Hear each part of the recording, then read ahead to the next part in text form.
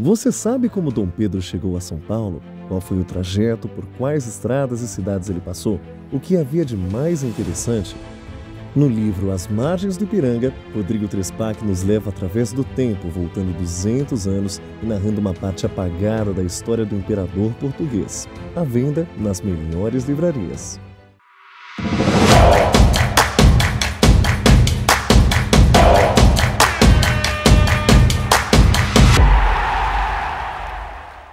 Olá, eu sou Wallace Ferrari, de Aventuras na História, e junto de... Gabriela Santos, de Sport Bus. Vamos fazer Temos uma grande oportunidade hoje para conversar sobre a mistura do futebol com política e as coisas que o esporte leva nisso daí, em uma conversa muito legal com...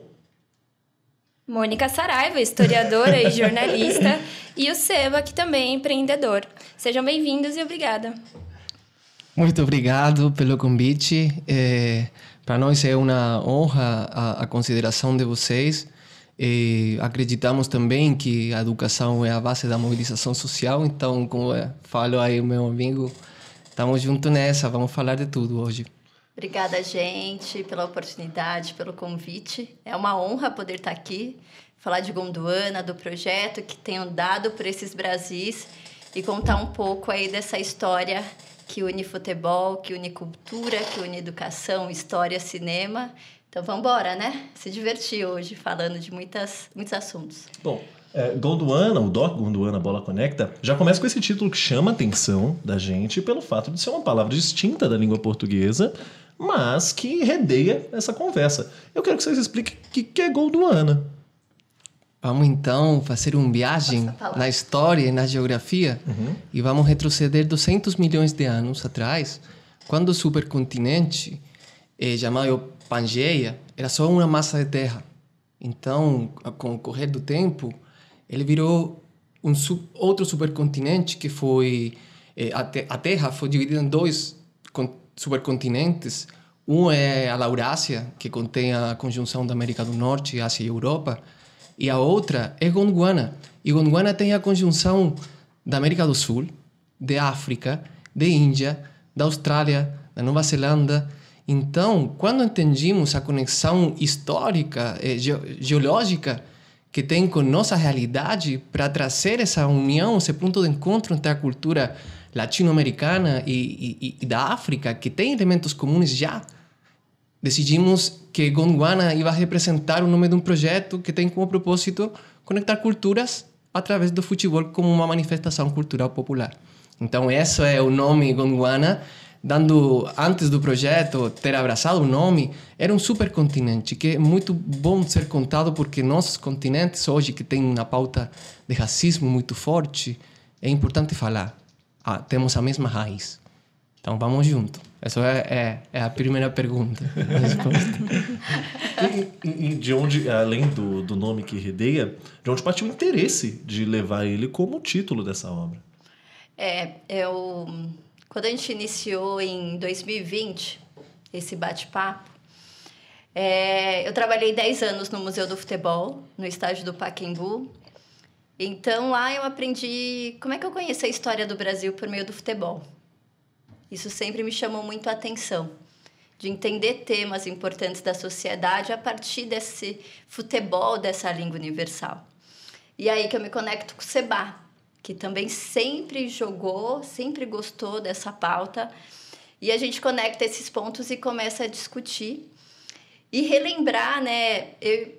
Aí eu vou falar por mim e por ele, né? A gente conversava muito e falava, olha, a gente não aprendeu isso na escola, né? Não aprendemos, por exemplo, sobre a influência africana, que faz parte da nossa cultura, das nossas raízes, da nossa religião, da nossa gastronomia, do nosso cabelo, a nossa cor da pele.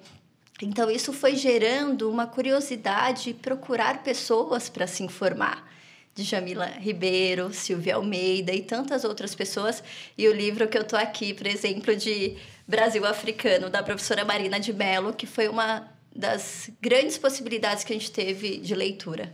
Então, quando a gente começa a trazer isso, principalmente no momento de pandemia, onde a gente também, dentro de tanto sofrimento, a gente se dá conta de poder realizar e trazer algo de conhecimento. E é por isso que Gondwana surge para trazer conhecimento para as pessoas, para a gente se fortalecer. E o quanto, principalmente nos dias atuais, é importante a gente conhecer nossa própria história. É necessário entender... A gente só sabe do presente se entender da nossa história. Então, a gente vem muito com essa força de poder espalhar conhecimento por esses Brasis, pela América Latina e por países da África, porque a gente também aprende que a África é um continente com mais de 50 países, de povos diferentes, e de trazer isso para a base, né? As crianças e adolescentes são os nossos grandes focos da gente poder entregar isso para eles, essas informações. Legal. E qual que é a influência, então, aí da cultura africana dentro do Brasil e na América Latina, no geral? Quer que eu fale? Você? Você. Vou falar do Brasil. Tá. Quando a gente foi estudar mais profundo, de fazer leituras, primeiro que o Brasil tem mais de 50% de pessoas negras, entre pretos e pardos, que são negras. Então, a gente começa por aí. E nosso grande questionamento é como é que o Brasil, com mais de 50% da sua população, tem tantos casos de racismo? Na minha opinião, é um desconhecimento da nossa história. Como é que a gente vai fazer para trazer essas informações para que a gente possa jogar mais em equipe? E até como um desrespeito a nossas próprias origens, Exato, né, cara? nossos ancestrais, né? Sim, sim. Porque quando a gente foi exibir um filme na ação educativa, me chamou muita atenção uma garota. Quando ela assistiu o nosso filme, e ela é uma adolescente, ela falou assim, que interessante o filme de vocês. Porque na escola, a gente sempre aprende escravizados, escravizadas, mas a gente não tem noção que eram reis e rainhas, príncipes e princesas, pessoas muito inteligentes. Até mesmo Gondwana, a gente não aprende Exato. que quando a separação da Pangeia não vira Brasil do nada, não vira Exatamente. Europa do nada. E a história eurocentrista também nos força a acreditar nisso, né? Exatamente. Isso é Então, a loucura. gente vai pesquisando e vai entendendo esses conceitos e vai trazendo a nível Brasil, né? Vai destrinchando ali as informações para trazer. E aí é quando a gente fala, poxa, como é rica a nossa cultura. Né? Pessoas que foram escravizadas aqui pelos colonizadores e o quanto a gente precisa conhecer dessa história para a gente poder viver numa sociedade mais diversa, mais inclusiva, mais resiliente. Então, a gente vai buscar esses dados, né? Vai buscar... E aí, quando a gente pega esses dados da população negra, por exemplo, aí, quem são a maioria das pessoas que estão morando na rua? Onde estão a maioria das pessoas negras? Periferias, favelas. Isso vem um contexto histórico, né? Hoje, o meu objeto de pesquisa, por exemplo, é o Morro da Providência, no Rio de Janeiro. Porque a gente tem ali a primeira favela. E favela, nome favela, as pessoas muitas vezes acham que é um nome ruim, mas não, favela é uma árvore. Então, é isso que a gente vai conhecendo e querendo trazer ainda mais essas informações que a gente desconhecia e que quer trazer para as pessoas, para que a gente se orgulhe. A gente se orgulhe de morar na periferia, nas favelas, que a gente se orgulhe da nossa cultura. Que o Brasil ele é riquíssimo. Nós somos incríveis. O problema é o sistema histórico brasileiro. Inclusive, você fala dessa cultura vasta que a gente tem.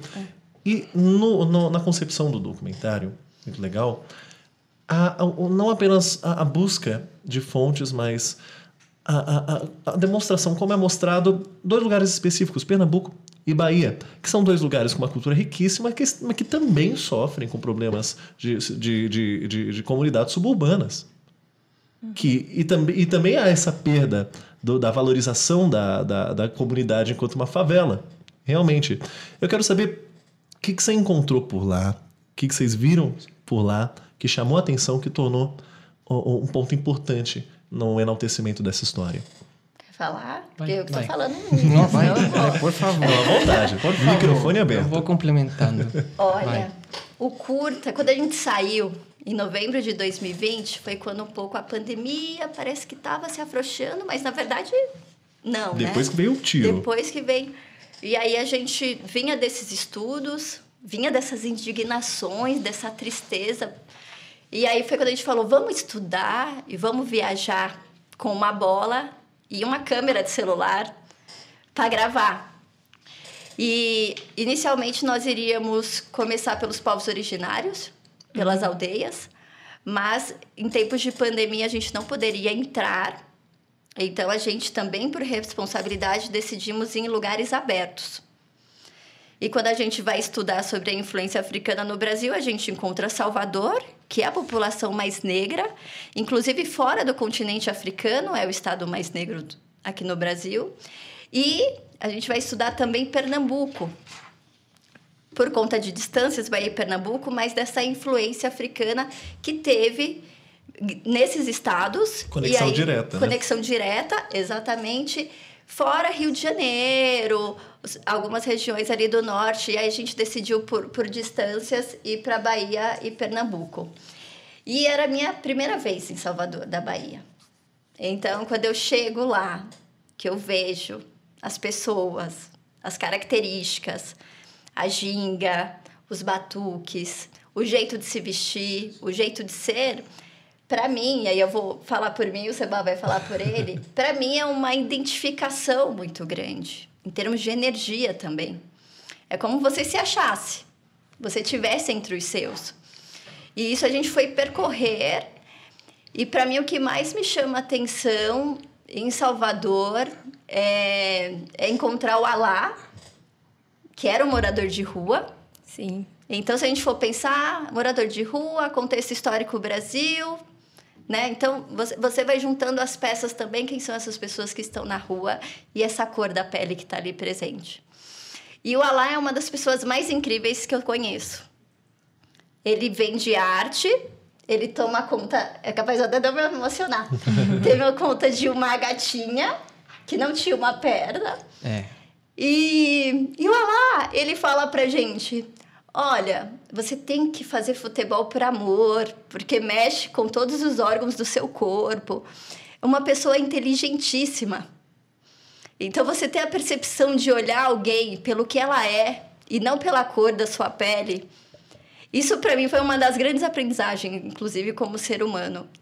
E isso a gente tem outras entrevistas dele, que ele fala o quanto ele já sofreu nas ruas por conta de racismo e de, inclusive, mães de crianças que falavam para os seus filhos não chegarem perto dele, pelo que ele representava. Então, isso para mim me toca muito, e é por isso que vai ter mais curtas-metragens para falar desse assunto, trazer muito mais as pessoas negras, muito mais as periferias, para a gente ter orgulho de nós mesmos. Então, esse é o ponto na Bahia. E Pernambuco, aí é a questão também da baobá, aí é uma questão ancestral, é uma questão também do coco de... Esqueci agora. Do frevo, é uma questão do maracatu. Então, tudo a gente vai se relacionando e trazendo essa concepção cultural. E aí eu vou deixar o Seba falar um pouquinho, senão eu vou falar aqui até... Tem que segurar também a emoção nesse momento. Porque é triste, antes de passar a palavra para ti, é triste que a gente veja situações como essa, porque parece que não importa quanto se enalteça esses fatos, a gente sabe que isso está acontecendo em algum outro canto. Mas a gente precisa tornar isso algo a se refletir, e essa é a força que, por exemplo, o documentário de vocês está tendo, continua tendo, por causa desses fenômenos. Então, Sebastião também cruzou esses locais, então quero saber como foi para ti. Bom, tem algumas coisas que não vou dar spoiler para que as pessoas aqui que estão assistindo possam... Inclusive, podem assistir aí pelo YouTube, né? Vamos abrir dia 20 de novembro, aí daqui a pouco eu vou passar essas informações, porque também cria um mecanismo para que todo mundo tenha acesso a assistir conteúdos culturais que tenham a ver com esporte, que um pouco pertence a todo mundo, como falou a Mônica, pertence lá, pertence nas favelas, pertence a pessoa que joga na praia. Não precisa ser jogador profissional para amar o futebol. E isso é uma coisa que temos ido para as escolas, para a periferia, para mostrar a importância que tem de eles ressignificar o que é o futebol para eles. Que seja uma ferramenta de desenvolvimento é nosso desafio. Nosso principal desafio é levar cidadania. Eu sou formado em Direito lá no Chile. Cruzei aqui para entender muitas coisas. E a cultura brasileira você só pode ver sendo estrangeiro também. Porque tem muita coisa que o brasileiro passa como se fosse muito natural. E a cultura do futebol é uma língua. É uma língua. Eu nem precisei falar em português para jogar bola com as crianças. Isso é uma coisa muito boa.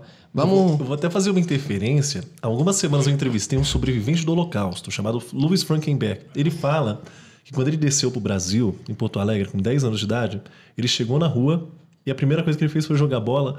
Ele desceu em Porto Alegre e perguntaram para ele: se é Grêmio ou Inter? E ele não sabia o que é, não sabia nem que é português. Mas olha como é que o esporte serve para conectar, né, cara? Isso é uma loucura. Você pode fazer muitas críticas ao esporte, que aqui sempre fala, em muitos lugares se fala, olha, o esporte é uma ferramenta de desenvolvimento. Mas depende. Se você olha o esporte, tem corrupção, tem discriminação de toda a índole, tem casas de aposta, tem muita coisa envolvida. Então, depende. Aí você tem que distinguir. E quando você leva o futebol como uma ferramenta de democratização do acesso, é muito distinto. O estúdio foi muito distinto entender como joga bola um baiano, uma baiana, como joga bola um pernambucano, uma pernambucana. Quando estava estávamos em Pernambuco, eu falava para minha família, eu estou mais perto de um país da África que de Chile. Então, é verdade, a cultura que tem em comum é muita, mas também tem a ver com seus povos originários, que compartilhamos essa história. E essa história também é contada desde uma perspectiva colonial. Em meu caso, desde Espanha. Vocês desde Portugal. E vocês se perguntam por que ficou o Brasil tão grande e os outros países se dividiram.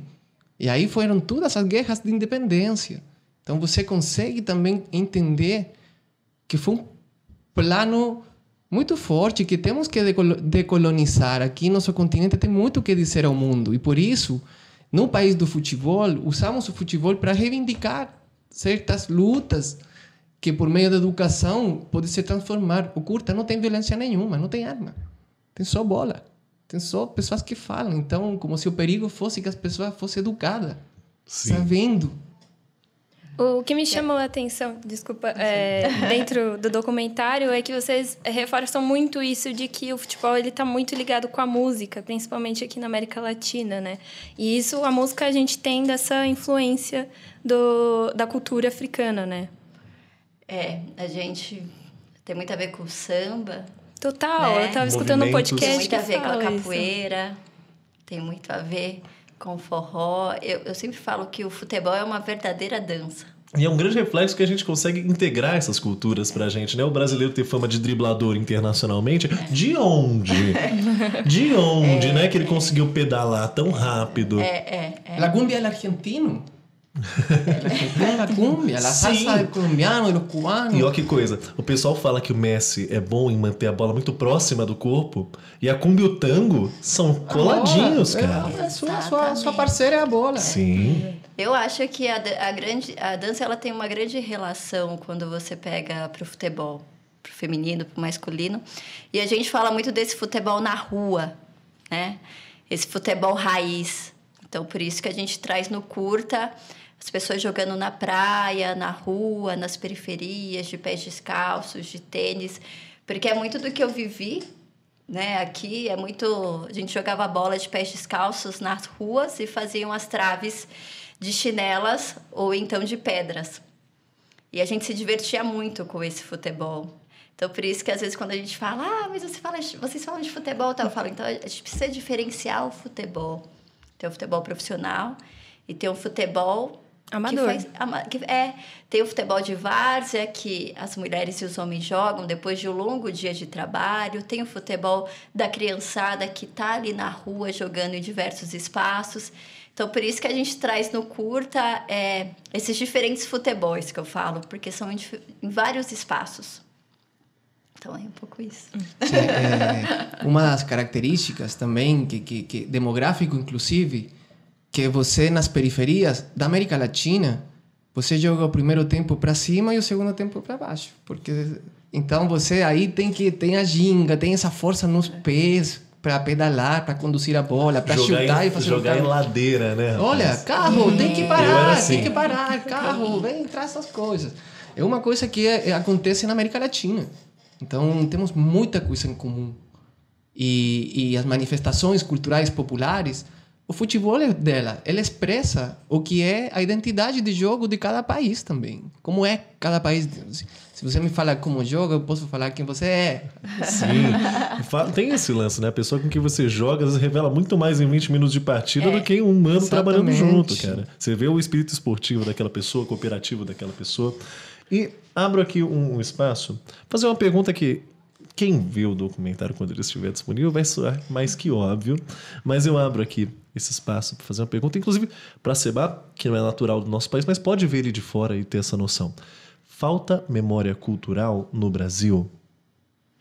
E isso a gente pergunta por um segundo fator.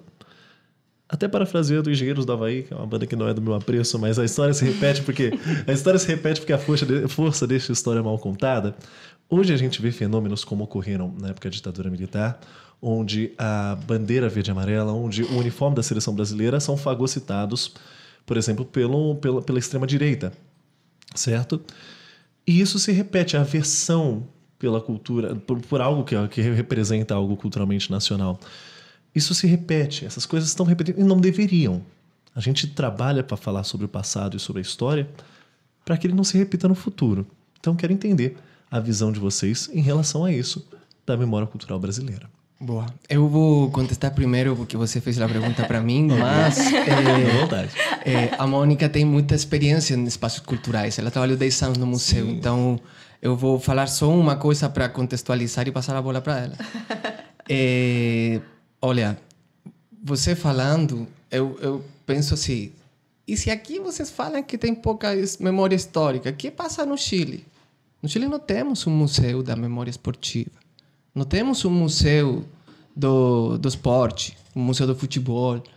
Mas tudo bem que conquistas às vezes são poucas. Temos mais reivindicar o futebol de várzea, reivindicar o início do futebol, reivindicar as mulheres que jogam bola. Então, isso é uma coisa. No meu país, no Chile, ainda é uma coisa que tem que ser... A corporalidade, a cultura corporal do movimento humano, o direito ao esporte, o direito ao lazer, não está na nossa Constituição. Nossa Constituição foi feita em ditadura. E a ditadura usou o principal recinto esportivo do nosso país, que foi o Estádio Nacional, que torturavam pessoas. Inspirado num episódio do Rio de Janeiro, do Caio Martins. Foi uma coisa importada do Brasil. Os torturadores, eles têm documentários que a principal relação que tinham os torturadores eram com brasileiros que ensinavam o método. Sim. Então, o Estádio Nacional é um sítio de memória cultural, histórica, esportiva. Então, se você fala isso do Brasil, o Brasil tem tudo por 10. Chile tem 20 milhões de habitantes aprox, Brasil 200. Então, o que é para cima e é para baixo, tudo no Chile. Então, agora no Brasil, vocês têm muita história e não é possível que alguém tire sua própria identidade, nossas cores, nem nada. Isso não é possível. Isso não dá nem para questionar. É de vocês, não de ninguém mais. Por mais que coletivo, ninguém pode tirar. Por mais que tem gente fazendo um documentário muito bom por aí, né? Então, vamos mais. Tá, vamos lá. Falando de memória cultural, que eu acho que se relaciona muito com a história também. Os dois estão vinculados. Eu acho que temos pessoas incríveis lutando pela memória cultural e histórica brasileira. E aí eu posso falar, por exemplo, pelos museus de São Paulo, que surgiram, e alguns nem fazem tantos anos. Se a gente for pensar, o Museu do Futebol tem 15 anos, 14, 15 anos. Se a gente for pensar, não faz muito tempo. E a gente está falando aí de um esporte extremamente popular no país, né? Exatamente. E o museu traz essa cultura, essa história brasileira para o meio do futebol. Então, eu vejo vou dar esse exemplo específico, que a gente ganha muito com esse acervo. Para que as crianças, as pessoas visitem e vivenciem através dos educadores que fazem a visita no local. Para ele entender o que estava acontecendo em 64, o que estava acontecendo nos períodos ali do Brasil em Copa do Mundo. Então, o Museu do Futebol conta muito as histórias de arte, da política, tem casos de ditadura em meio à Copa do Mundo e você consegue relacionar. E isso para outros museus de São Paulo que trazem as suas histórias, como o Museu Afro, como o Museu da Língua Portuguesa e tantos outros.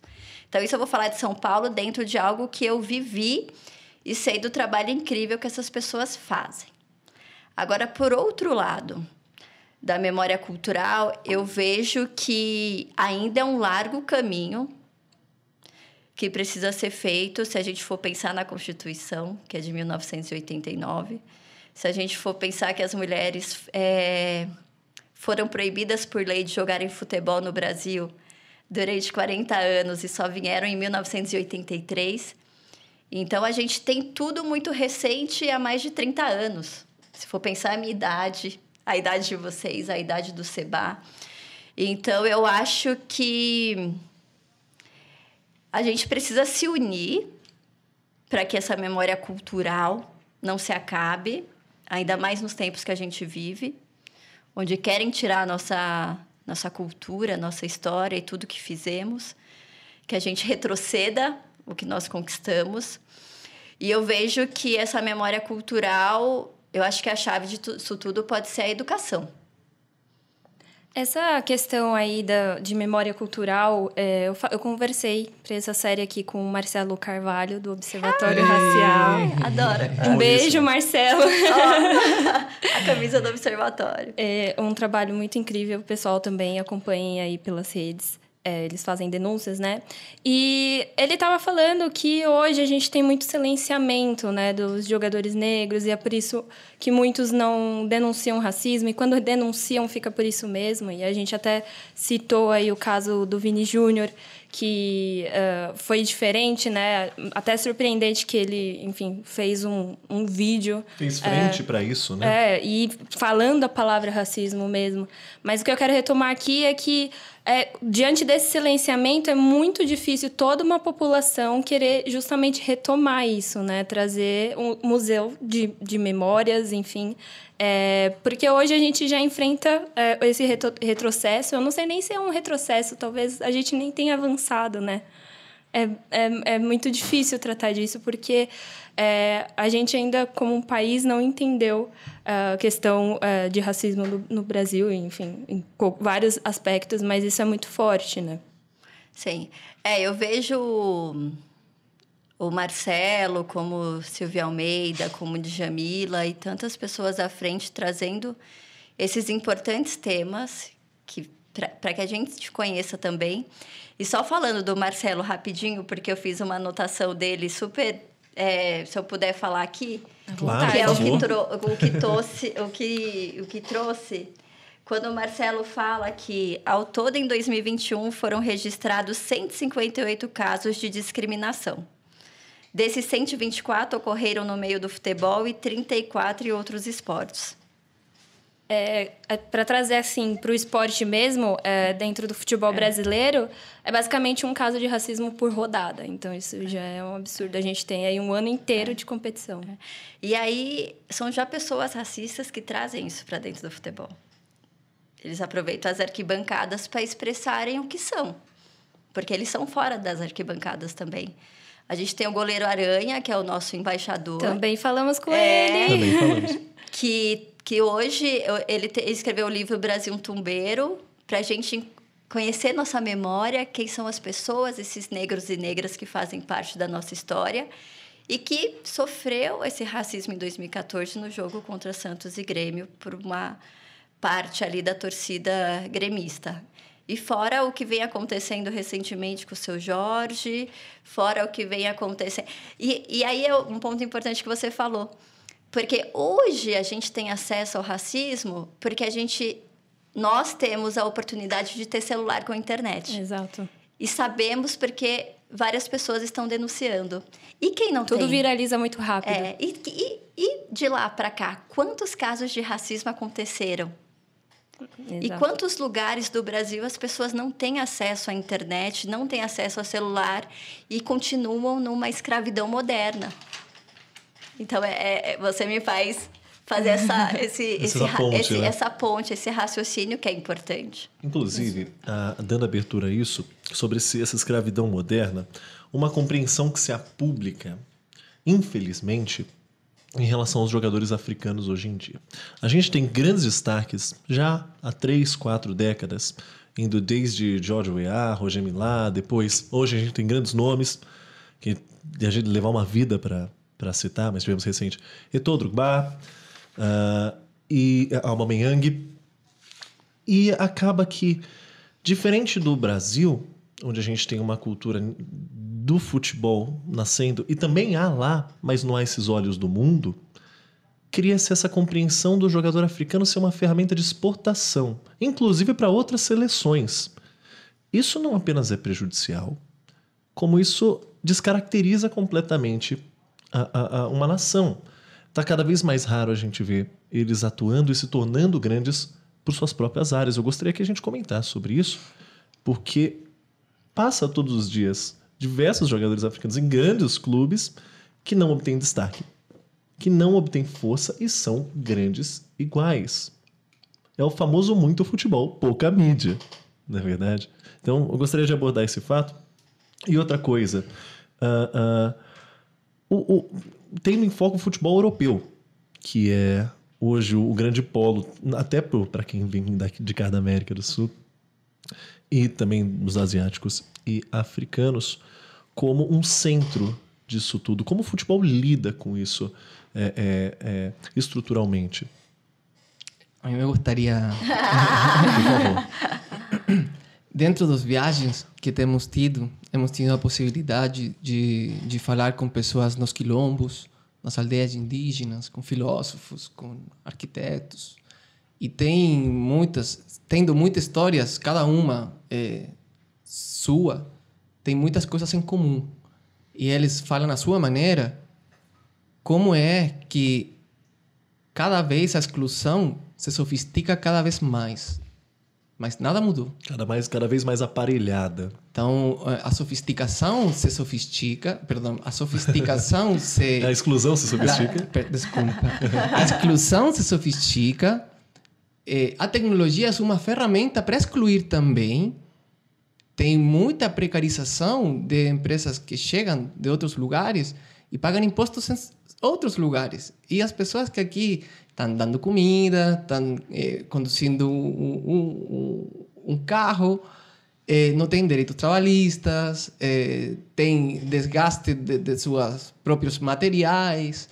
Então, a exclusão sempre, cada vez mais se está sofisticando. Então, por exemplo, os algoritmos também, a maioria são feitos por programadores brancos das élites. Então, você não consegue fazer uma programação democrática se não tem pensando pessoas que sejam diversas. É muito perigoso como a tecnologia está excluindo. Só quero falar isso para dar o ponto agora. A exportação dos jogadores latino-americanos, tem um professor que acho que é sociólogo da FGV, professor Bernardo Buarque de Holanda, ele fala que o jogador brasileiro é pé de obra. Então, ele é um sistema extrativista que não oferece, que só ele está pelo talento, mas ele é proibido de falar de algumas temáticas e depois ele tem medo de falar. Então, é muito fácil manipular. E isso tem a ver com uma formação mais integral, onde você possa refletir, possa estudar filosofia, possa estudar cidadania, porque isso depois, esportivamente, melhora a sua tomada de decisões.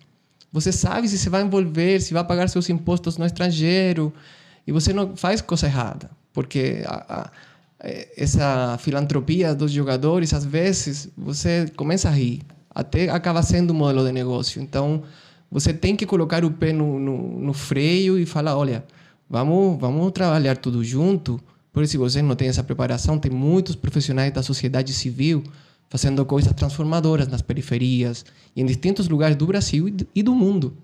Então, isso era um pouco como o futebol das elites tem visto os jogadores de nossos continentes, dos continentes de Gondwana, que África e América do Sul, são tratados do mesmo jeito.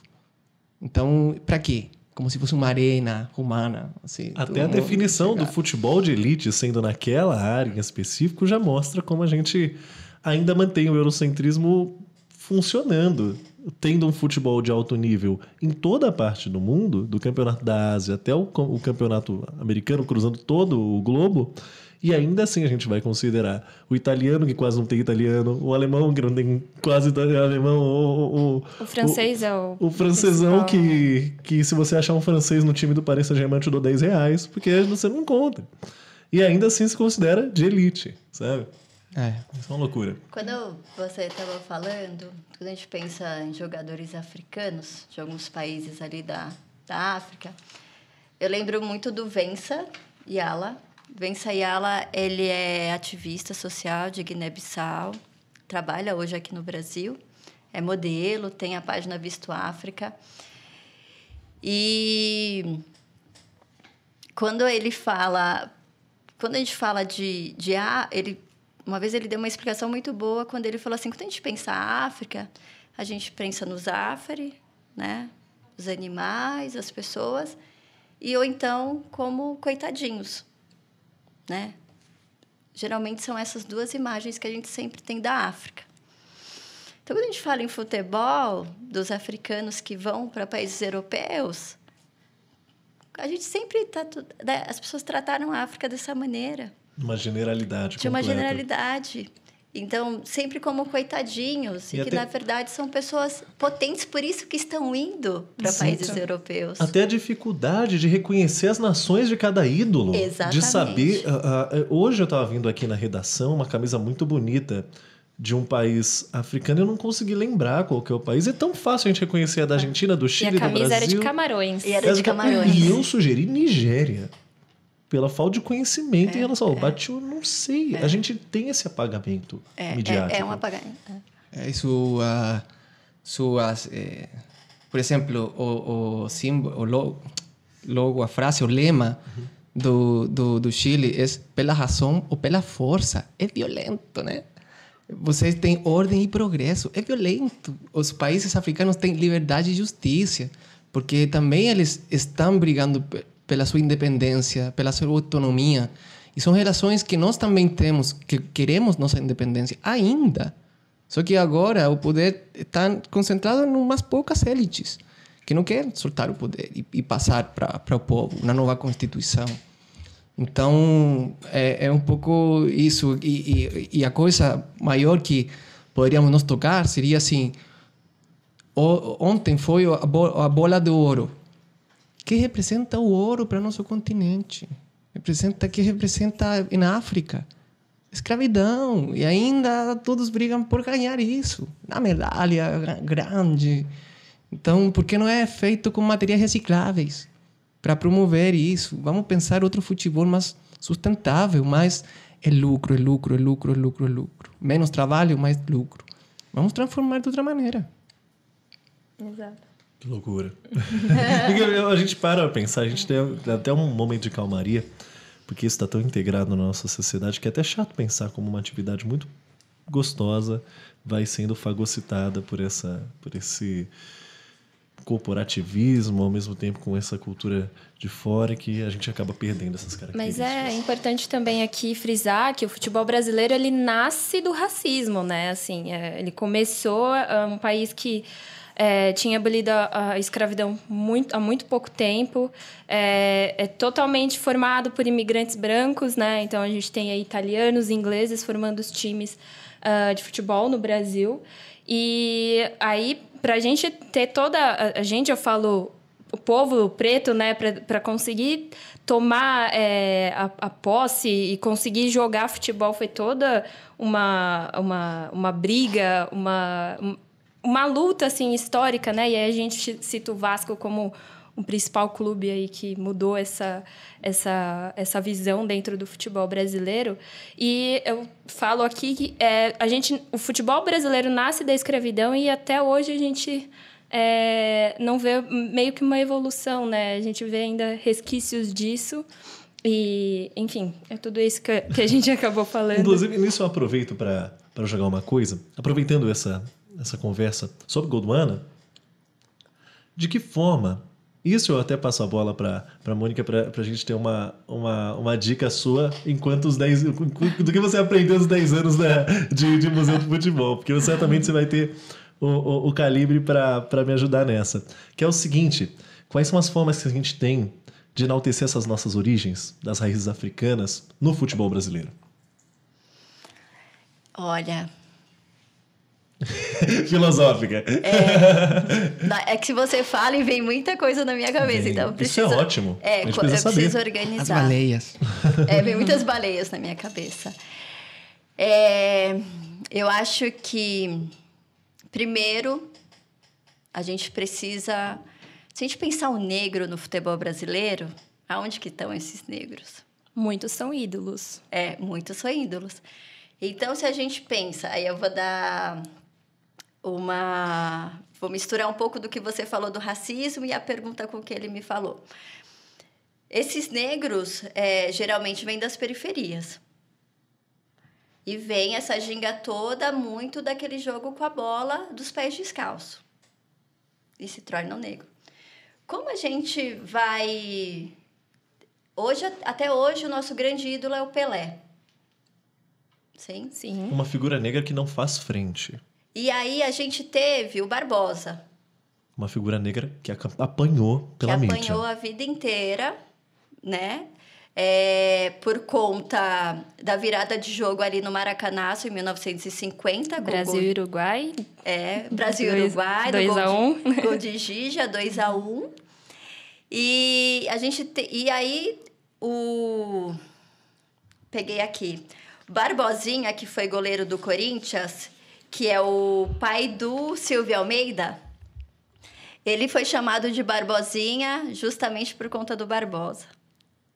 Justamente por uma questão negra e racista. Uma forma pejorativa, né, de tratar ele. E se a gente for pensar, quantos goleiros negros nós tivemos na seleção brasileira? O caso mais recente aí que a gente lembra é o Dida, né? Dida. Então, quando a gente fala, como que a gente vai enaltecer o jogador negro brasileiro? A gente precisa estudar, a gente precisa saber da escravidão no Brasil, a gente precisa saber quem foram essas pessoas escravizadas, quem são essas gerações dessas pessoas que foram escravizadas. Quando a gente pensa em futebol, como é que a gente vai passar essas informações para a garotada? Porque o garoto negro, que muitas vezes tem a sua mãe sozinha, porque o seu pai caiu no mundo... ele está pensando em colocar comida na mesa para sua mãe porque não aguenta mais que ela seja faxineira da elite. Então, eu acho que a chave principal disso é a educação. Como fazer, como distribuir, como a gente falar para a base, como a gente falar para os meninos da onde eles vieram, da sua história, para que as pessoas no país inteiro entendam. Quando acontece o caso do Vinícius Júnior, que uma pessoa que nem é brasileira e se sente no direito de falar que o Vinícius Júnior tem que sambar no país dele, no sambódromo, é um desconhecimento da nossa cultura, é um desrespeito à nossa cultura. Porque se ele for pensar o samba, de onde o samba vem? A cor Exato. do Vinícius Júnior, o que representa para o Brasil? O Vinícius Júnior é do Rio de Janeiro.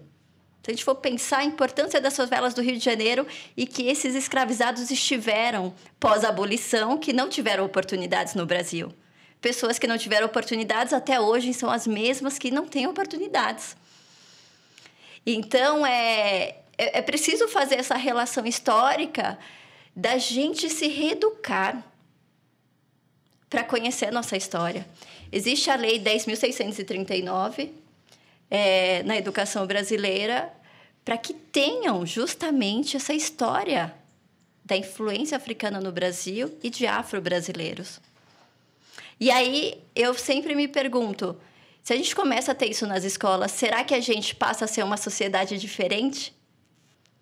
Com menos episódios, como a gente Com tem menos sofrido? episódios? Mas aí entra a luta, né, para conseguir ter isso. Exatamente. Como que a gente vai fazer isso em um sistema tão atrasado? Racista.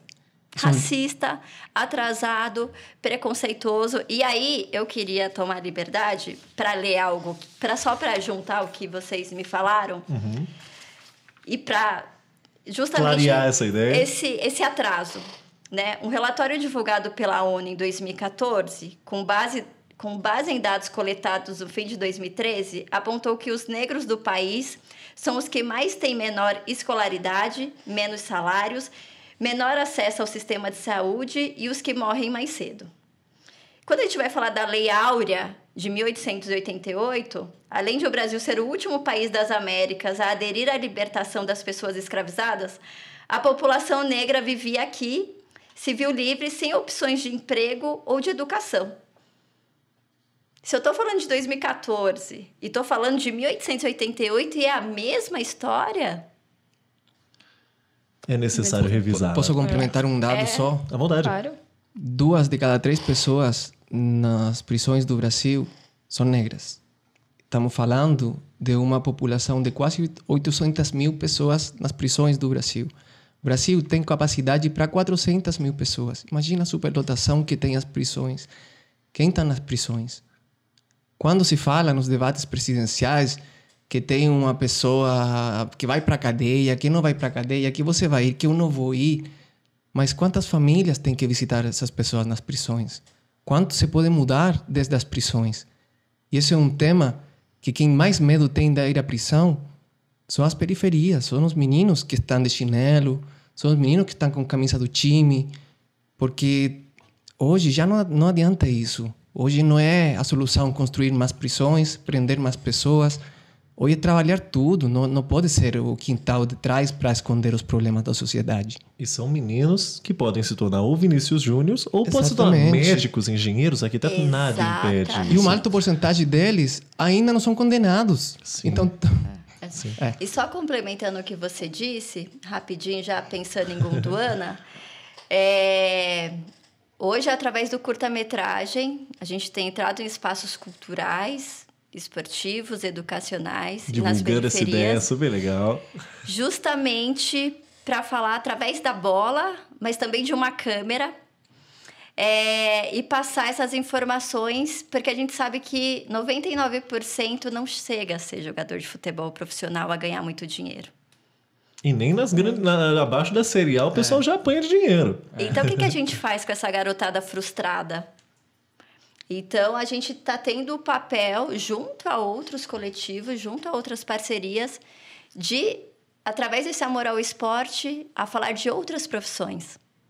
Legal. Você pode ser uma jornalista esportiva, você pode ser um fotógrafo, você pode ser uma psicóloga esportiva e, principalmente, mostrar outras profissões. Mostrar que não precisa ir tão longe para você ficar perto do seu sonho, né? A gente discutindo o futebol aqui já é a prova disso. A gente não tá em nenhum campo, mas a gente tem a felicidade de estar aqui.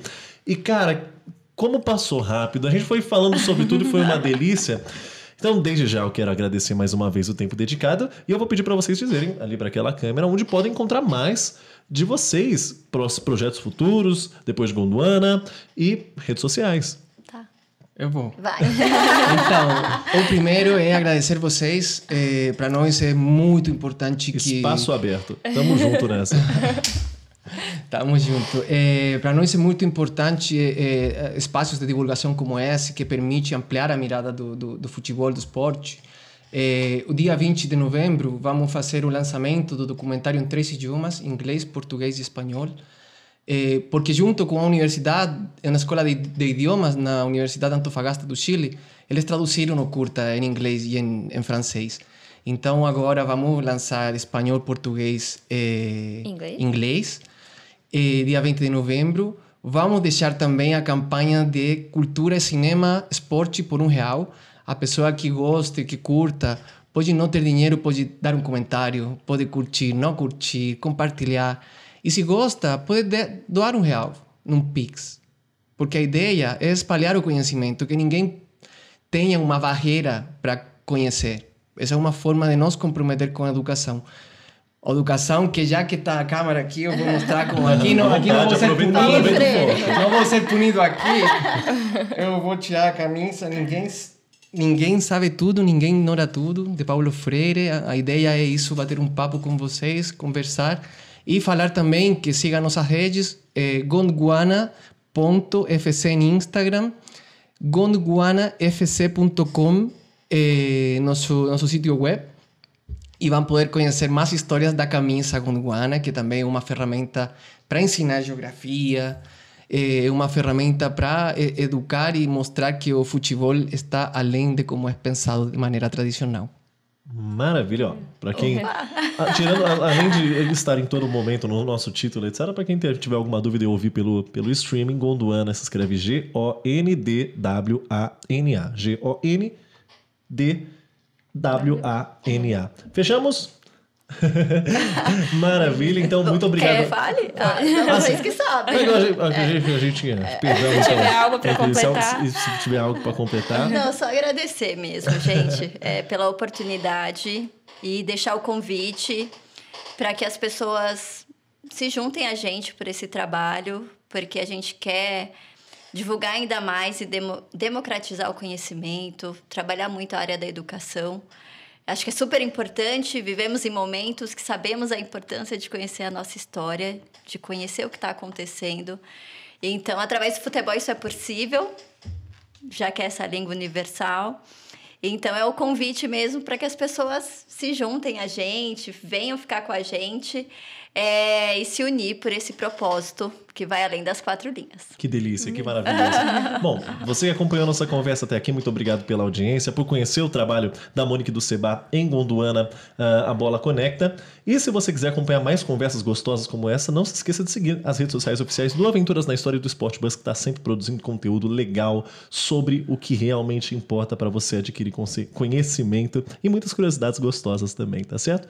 Muito obrigado pela audiência e nos acompanhe sempre que possível. Em terra.